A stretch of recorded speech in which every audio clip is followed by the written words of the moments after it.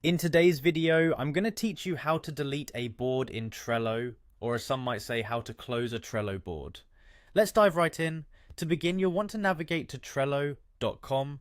It's the main hub for all your Trello activities, and if you haven't visited it in a while, it's good to make sure you're on the official site. Next, you'll see the option to log in, typically located at the top right corner. Click on that and you'll be presented with a login screen where you can enter your details. If you find you're juggling multiple accounts, Trello makes it easy by allowing you to log in with your email or your Google account. Once logged in, head over to the boards section. This area displays all the boards you're a part of, kind of like a digital bulletin board for all your projects.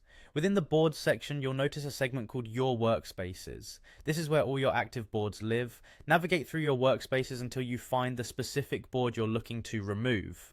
Click on it to open it up. At this point, you're within the board and you'll want to look for three little dots. These are usually on the right side of the screen. Think of them as a menu where you can access additional options. Once you click these three dots, a drop-down menu will appear.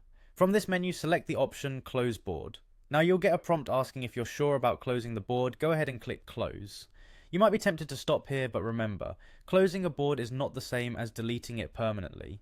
Think of closing like archiving. It's out of sight but not erased. To actually delete the board, you need to click on the Trello logo, taking you back to the main interface.